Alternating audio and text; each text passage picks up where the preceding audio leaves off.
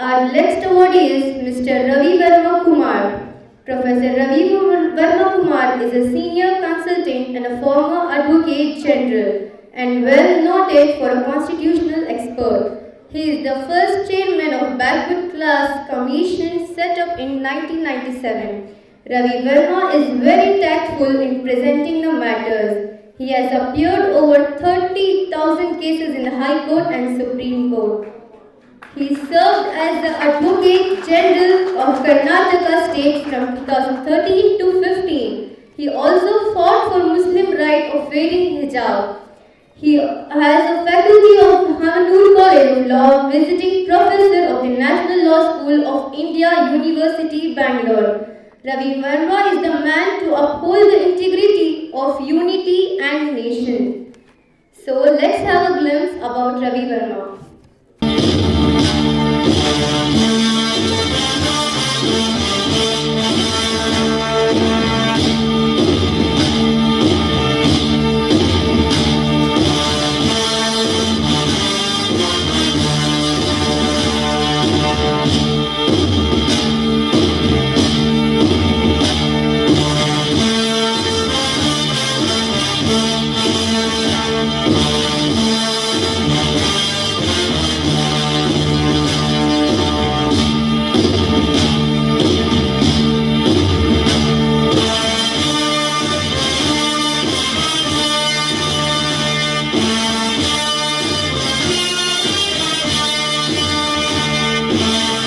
No bastard ever won a war fighting for his country.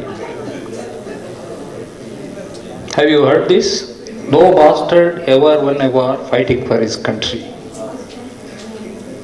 He won the war, making other dumb, poor fellow countrymen to fight in the name of patriotism. This is not my statement, I am quoting. One of the great generals of the Second World War was General Patton, who led the Third Army of the American Armed Forces. He had a very short time. He was sent to fight the Second World War, not so much to defeat Nazis, but to prevent Soviet Union from entering the more important European spaces. He accomplished it, and his inspirational speech was this, that no bastard ever won a war fighting himself. He made others to fight it. Perhaps Patton would have changed this language had he known Tipu Sultan.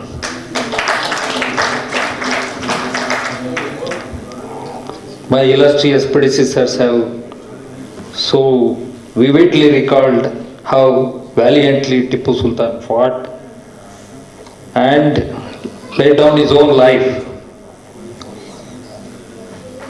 mortgaged his own children for the sake of the nation. Can there be a greater freedom fighter than this? Be that as it may, we have to consider the status of Karnataka before Tipu and status of Karnataka after Tipu. I think that will floor everybody who is saying that Tipu Sultan is that or this, whatever. I don't know if Prince is informed about these facts. The biggest economy of Karnataka was during Tipu's time. There were 13 mints. 13 mints. And Tipu was so selfless, he never printed his own name on the coins.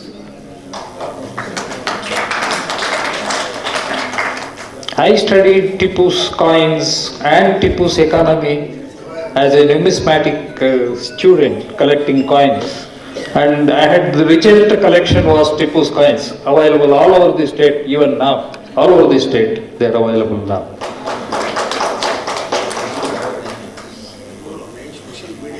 Of course, firm foundation was laid by Hyder Ali. I'll just give you two examples. Mr. Mukhtar Ahmad will excuse me if I take another 5 minutes. I come from the land of Hyder Ali. I am from Shira. Hyder Ali was Nawab of Shira.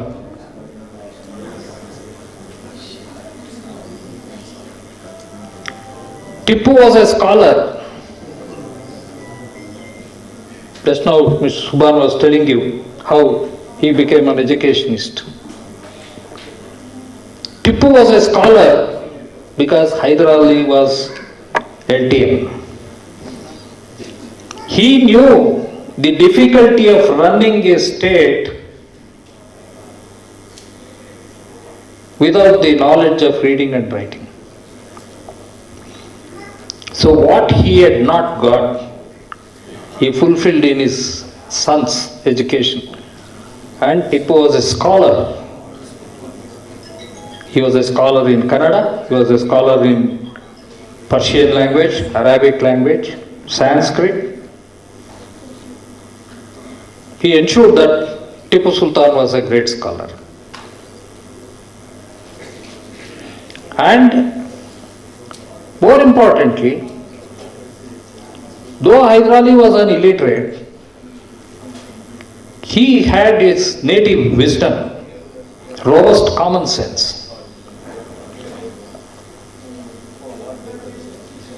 When he went on an expedition to Tiruchirappalli, on his return journey, he goes to Madurai.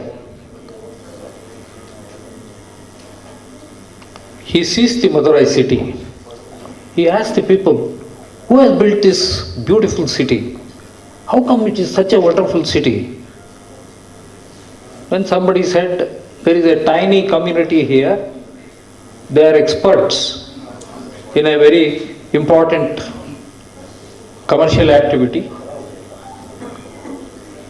Then Hyder Ali requested that community to send some people to Bangalore.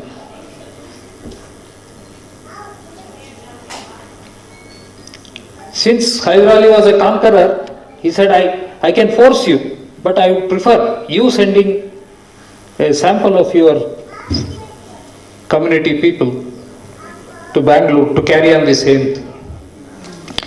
25 families came, they settled down in Bangalore. They were experts in carpet weaving. They were experts in silk carpet weaving. So when they came here, they brought silk to Karnataka.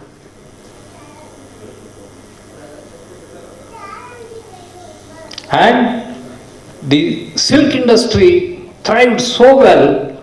Tipu was the biggest exporter of silk garments and silk carpets during his time. They were not only great entrepreneurs and weavers, they were great philanthropists also. Everyone who goes to Vidhan Sabha will have noticed a college, Ram Narayan Challaram College. That college is a college donated by the community people.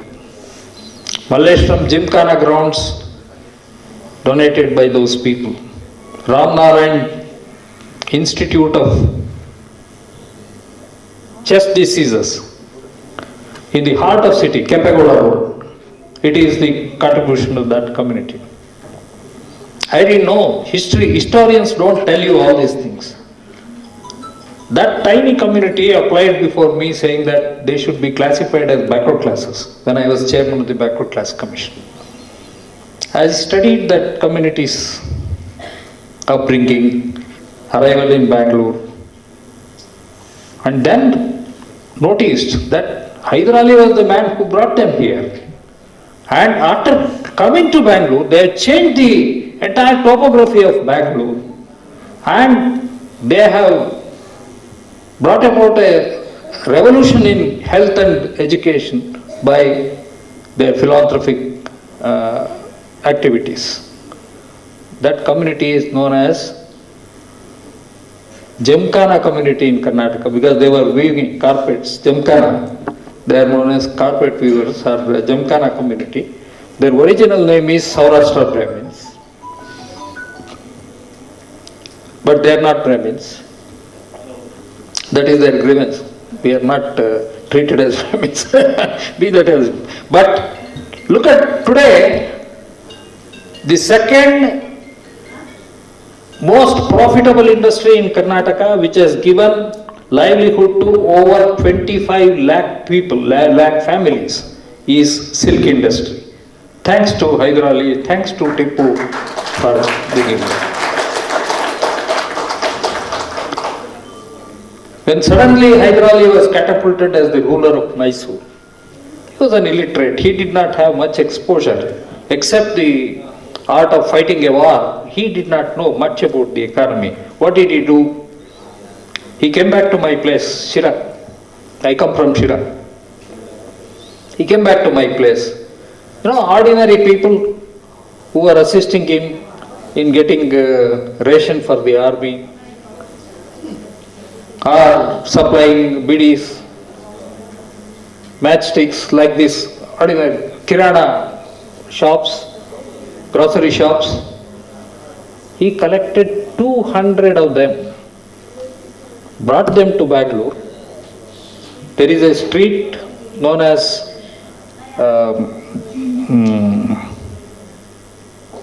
Kapanpet. Next to Kapanpet there is one street, Killari Road.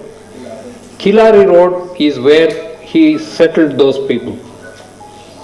Ganjam is another place where he settled another team. And Mysore is another team where he settled these people. He gave them money, asked them to trade. And they traded so well, they exported spices to Europe in such a big way that the trade and commerce of Hyder Ali and Tipu flourished like anything. These are facts which are not told by the historians. But this is a fact. You inquire the roots of the people who are trading with diamonds in Ganjam or spices in Bangalore. Entire Cox town is occupied by them. 4 acres plots they have got.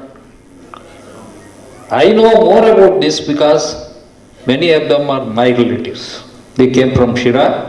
They were funded by Hyder Ali and Tipu to carry on this export business in spices. There is a road in Baswangudi, you can go there. It is called Ratnavilas Road. There is a house, Ratnavilas, that is why that name has come. That belongs to my relative. About 50 years ago, the owner of that house was a lady, 90-year-old lady. She was alive. She told me a story. She said, thanks to Tipu, he gave so much money to them to trade in spices. She had taken 5 shiploads of spices to Russia. 5 shiploads. And I said, Yenaji, ninge Kannada bittu bere bhashe gottilla idu henge anta. She said, I used to engage an interpreter. Then where did you stay? You went to Russia, where did you stay? She said, the Tsarina was waiting for me at the port, seaport. She received me at the port, took me to her palace. I played tennis with Tsarina. This is what she said. See the kind of transformation that was brought about by such a bubbling economy that flourished during the time of Hyder Ali and Tipu. These facts have to be told. Mr. Bhaktiar, you should collect this information, see that they are documented and they are told. And it is my very good fortune that call of public duty gave me an opportunity to study both Hyder Ali and Tipu Sultan time and again. When the government of Karnataka meddled with the syllabus to remove Tipu from the textbooks, I had occasion to give legal advice and address the issue. when Tipu Jayanti was cancelled by the government of Karnataka, in one stroke we could succeed in the High Court, thanks to the opportunity given to me by the Tipu Sultan Hazrat Committee, headed by late Mr. Qureshi. Mr. Khan is here, he will vote for that. In one stroke we got the government order cancelling the Tipu Jayanti annulled. So this, I am telling you to say that at no point of time Tipu was considered as a bad man, as a bad ruler. On the contrary, Karnataka celebrated the life and times of Tipu everywhere, every time, every year. No less a person than the BJP Chief Minister, Mr. Shettar. He pays glorious tributes to Tipu in his speech on the occasion of Tipu Jayanti. 2012, I think it is 2012. So I am really honored to receive an award in the name of Tipu Sultan. I am humbled by the speech made by Prince Bakhtiyar. I expected Prince Bakhtiyar to roar like a tiger. But with all humility, he said, every ruler makes a mistake. My ancestor may also have made a mistake. That is not the issue. That's very good of you, Prince. I should appreciate this gesture on your part. You are not here to, you are a very good lawyer. I am very happy to learn and I am proud to receive the award from the hands of another lawyer. You said it so well that maybe it could have happened. Every ruler, he exhibits his authority over the place and the people, everywhere. Nobody is an exception to that. So you said you are not here to debate on that. But look at the fools, they are winning votes by raising Tipu from the grave, raising Nehru from the grave. What has that got to do with present day? Unemployment, poverty, the disaster brought about by the demonetization of currency, GST. Karnataka is suffering like anything because of GST. You go to a place called Kora, just next to Tumkur. There was a flourishing industrial township there. The entire township has come to a grinding halt because of GST. Beautiful ceramic industry. You can see the chimneys even now littered all over the highway. But they are no longer functioning. And this is what is required to be discussed. And Prince, I should tell you, we have a state anthem.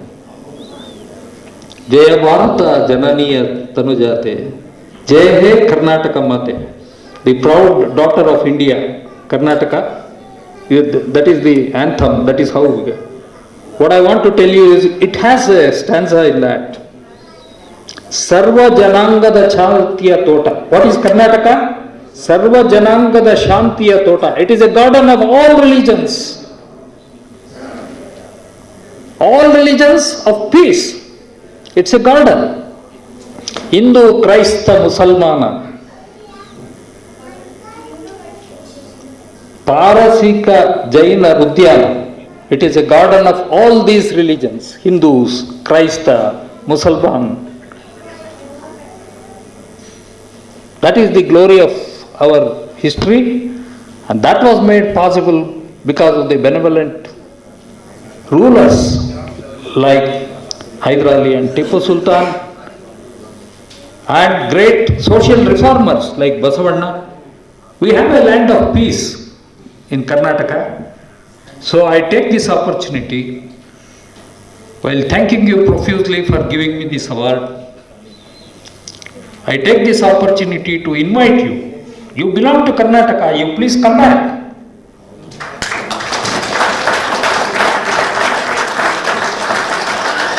In Shira, I am running a non-formal education center where from Rocket Man Tipu to Missile Man of India, Abdul Kalam, we have a proud heritage in Shira. Abdul Kalam visited my school. He spoke to every one of the 150 women who were producing handicrafts.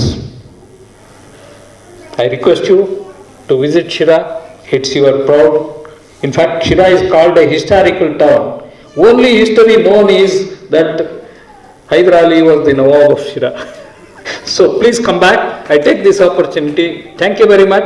I once again congratulate you on your humility and humbleness in delivering such a wonderful speech. Thank you.